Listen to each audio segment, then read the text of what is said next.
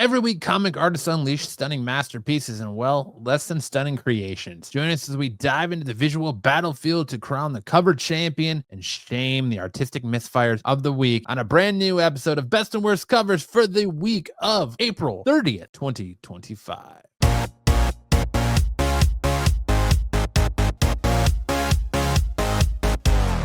Hey comic fans, and welcome back to a brand new video where we dive headfirst into the vibrant world of comic book art. This week has delivered a stunning array of covers, from jaw-dropping masterpieces that make you want to frame them to, well, let's just say some that might leave you scratching your head. We've scoured the latest releases to bring you our picks of the absolute best and the ones that, shall we say, don't quite hit the mark. Buckle up, because we're about to take a visual roller coaster through the good, the bad, and the somewhat bizarre in this week's comics covers. What do you say we get started? Now, I want to start this week by prefacing, like I have the last couple of videos, that this week is very light on comic cover options. That's because it's the fifth Wednesday of the month, and it's the last Wednesday of the month. So usually when you have long months like this, your last Wednesday of the month, the comic book selections are less than ideal.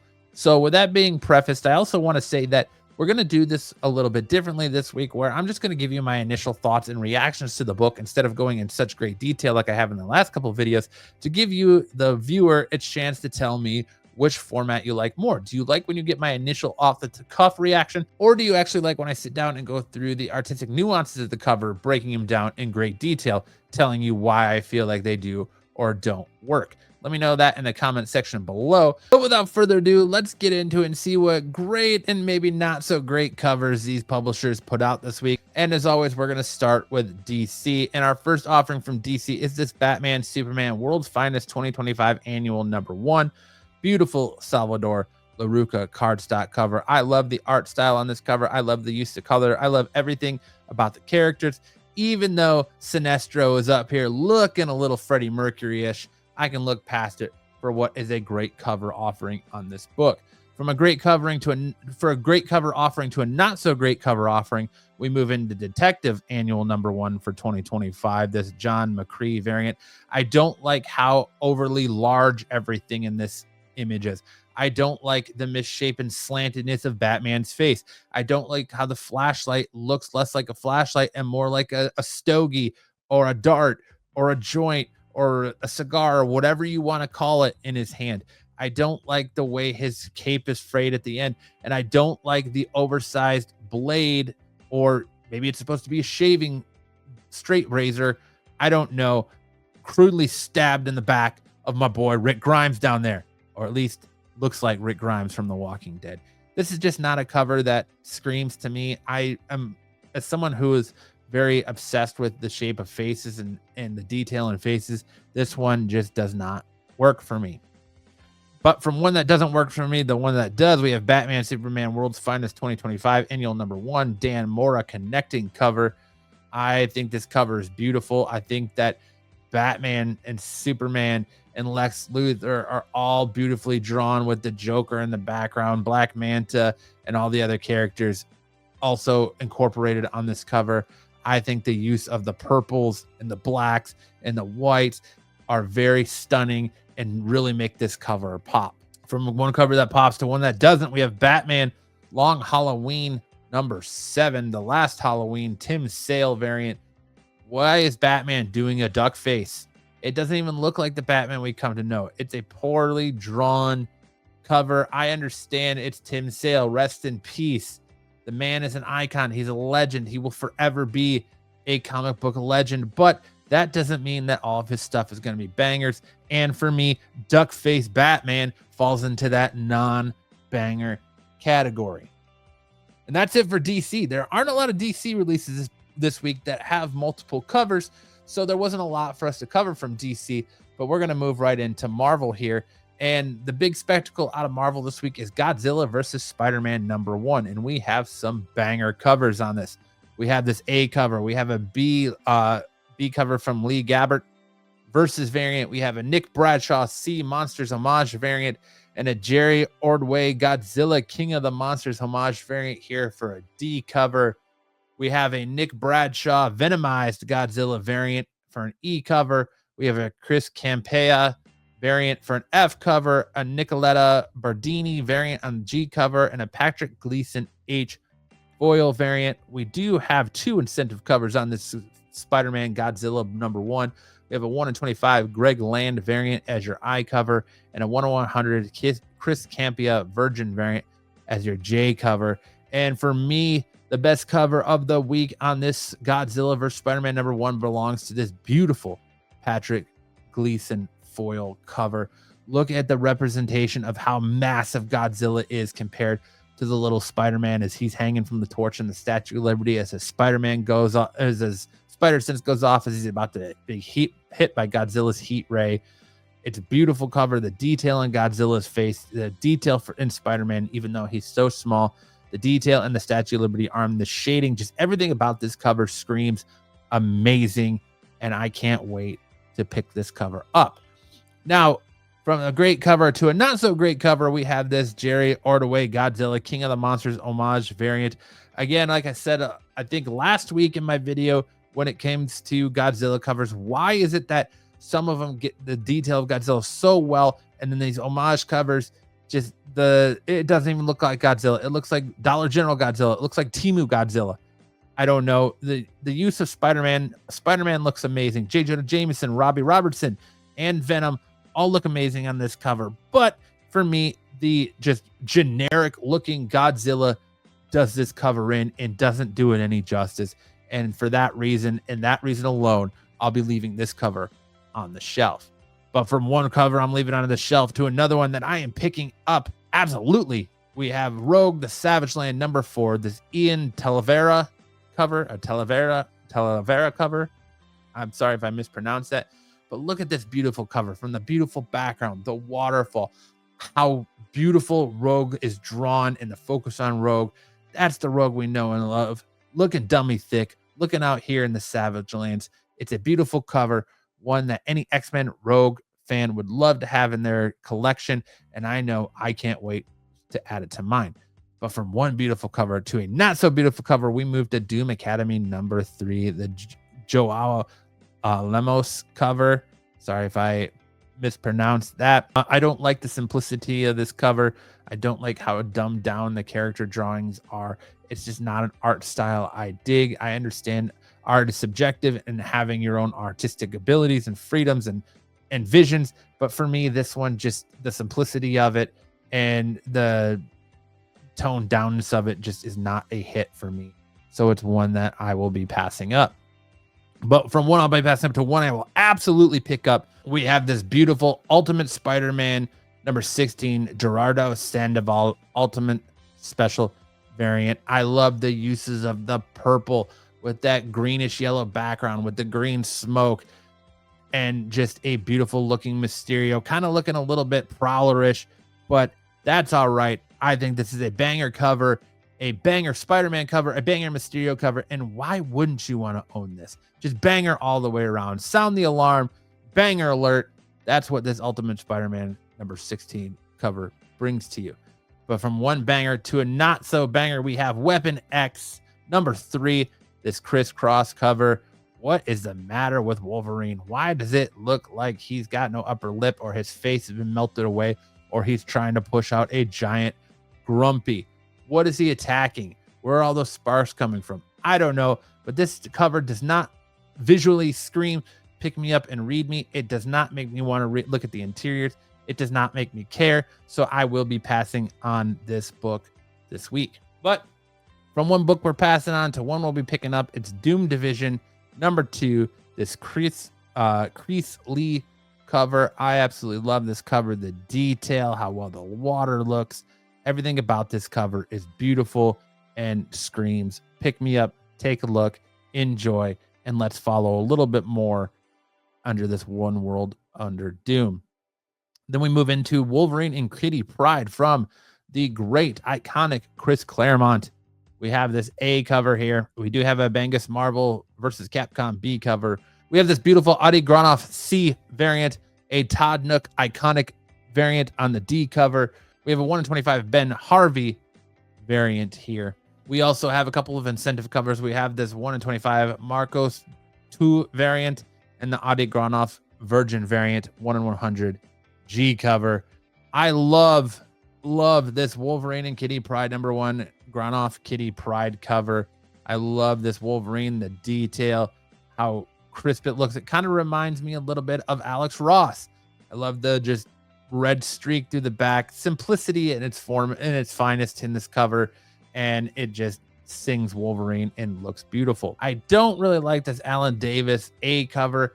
I don't like how cartoony and misshapen everything looks, especially with their faces. Wolverine's face is a little off center. I know I'm just picking and choosing because, like I said, there wasn't a lot to go off of. It's not a terrible cover, but it's definitely not the best cover of this series, especially when you look at them all like this. Like, all these other covers could be absolute bangers, and there could be a case to be on the best list for all of them. I just feel like this cover, the A cover, is the weakest offering from this book, so that's why it made it on my worst covers of the week list. Then we have this Dyke Runa Kid Juggernaut #1 variant. I love this cover, and I just love, as a Dragon Ball Z fan, it screams Dragon Ball Z to me. I love the use of the smashing the ground and all the light streaks up to just show the sheer force, will, and power that the Juggernaut possesses, especially Kid Juggernaut. And I think it's a beautiful cover that makes me go, oh man, look at that destruction. Look at that just pure chaos. Let me pick this book up and see what it's all about. And especially it's a #1. So it's kind of got everything going for it. And that's it for our Marvel. And from Marvel, we move on into our independent titles for this week. We have the Something is Killing the Children 41 cover D 1-10 on Wate Citria Virgin variant. Just look at that cover. I think it explains for itself. The yellow green eyes, the blood splatter across the face, just that really zoomed in focus point of the face, and the eyes that allow you to peer into her soul. I think this is a beautiful cover. From a beautiful cover to a not so beautiful cover, we have this Void Rival 18 cover E 1/50 Patricia Martin Semenyango variant. I don't think this is that bad of a variant, but it gets on my worst covers of the week for Void Rival just because of the simplicity. I do get that they're kind of going with that negative space aspect for her hair, with using the void of space as her hair, but it's just one of these covers that doesn't sing for me, especially with how good the other two Void Rivals covers are. Then from Void Rivals, we move into this 1/50 Mateo Santaloco Last Ronin 2 Re-Evolution variant, a beautiful variant. I love the different depiction of all the turtles and the special abilities on that. This is definitely the cover I will be picking up even at a 1/50. It is a beautiful Last Ronin 2 cover. And from a beautiful Last Ronin 2 to a not so beautiful Last Ronin 2, we have the cover B from Kevin Eastman. This looks more like a Frank Miller. Frank Miller is not the Frank Miller he used to be anymore, even though he still has his fans, and I respect that. The same with Kevin Eastman. I feel like Kevin Eastman's art gets a little bit more Frank Millerish with every passing day, and this cover just doesn't do it to me. Usually where, his cover is his art is iconic on these covers, as he is the father of the turtles. I just don't feel like this one hits, especially with these new turtles. It doesn't have the same staying power as the classic four Leonardo, Donatello, Raphael, and Michelangelo would have. So for me, this is a miss from Kevin Eastman and not a variant I'll be picking up on this already highly priced book. Then we have Grimm 22 cover F 1/20 Miguel Mercado Boom 20th anniversary Virgin variant. I think this is a beautifully done cover. I like the use of the reds on the black and the scythe. I like the shadowing around her. The use of the reds and the blacks in this cover really make that character pop, stand out, and looks absolutely beautiful. And how this background kind of looks like a village on fire or an eye of some sort. And then from a good cover to a not so good cover, we have Thundercats 15, this cover P 1/15 Maxon Abrera Virgin variant. I'm not a fan of these Adventure Time-esque looking covers. I think they're cartoonish, and I think they're just not overall great and not a great representation of the book. So it makes me not want to pick up this cover. I'm sure this cover has its fans, but these covers right here are just not for me. And then we're moving into an offering from Keen Spot from the great and mighty Mark Spears, Mr. Hottest Artist in Comics, Mr. Can't Miss, Mr. Everywhere. Everyone wants a Mark Spears book, and everyone is in a rush to buy them all up. So we have Monsters number 4. We have this beautiful Dracula A cover here. We have a Mark Spears B Hexy the Witch variant on the B cover, a Pecos Bill variant for a C cover, and the Mark Spears Amazing Spider-Man 300 homage on the D cover. Then we have a Mark Spears Killing Joke homage variant on the E cover, and Mark Spears Flip Foil variant of the Killing Joke homage F, a Mark Spears Metal variant for the G cover, and a 125 Mark Spears variant for the H. I can't pick a best and worst cover of the week for this. I can't do it. All of these covers are absolute bangers. All these covers deserve to be on the top best covers of the week on this book. My only one that I don't like is the Spider-Man 300 homage. I just feel like that homage is very overdone. I do like it with the Mummy. I do think it looks classic. I do think Mark Spears makes it look amazing and stand out. But to me, like I said, it's an overdone cover, so it's probably the weaker of the covers, but all of these covers are absolute bangers. I can't choose. So they're all going to be best covers of the week. And then we get another one here as this Thundercats cover V, Mark Spears purple variant on Thundercats. Thundercats has so many covers. I would be here for 2 hours going through all the covers on Thundercats. And the problem with that is that most of them are the same cover, just colored differently, or a foil, or this or that. Like there's no different art on them. They're all just repetitive covers with different backgrounds, different colorings, foils, negative space, whatever it is. So I just decided to pick the one that I really liked the most out of all of them. And it's this Mark Spears purple variant. I love the lino. I feel like he heard me because this lino does not look like Mel Gibson. It represents lino a lot better. I think it's definitely a step up from his previous lino cover. And it's one, if I was a Thundercats fan, I'd be happy to have in my collection. From one great Thundercats cover to this Lucio Perillo, not so great cover. I feel like the art and the use of color is phenomenal. It looks like it was painted on a canvas. It's very well done. But for me, it's the face. It's the lino face. Like it just what is this, Sasquatch? Is this Bigfoot? This ain't lino. What is this? This cover just doesn't work for me. So I had to put it on the worst covers of the week. And it just, again, is not one that I'm going to be picking up. But that's all right. That's just my opinion. You may differ. I'd love to hear what you sound off in the comment section below of what you think of these covers. But for me, I felt like that was the weaker of the covers on all those many, what feels like thousands of copies of Thundercats. Then we move on to this cover C, Cat Stags, the Terminator number 7 variant. I love this variant. It's very odd that they have human teeth in a robot body, but I just think this variant's sick with that boot of what you like to think is potentially maybe John Connor coming down to smash that Terminator head. It's probably not John Connor, but I just want to think that it is. Maybe it's Sarah Connor. Who knows? But coming down to smash that Terminator head.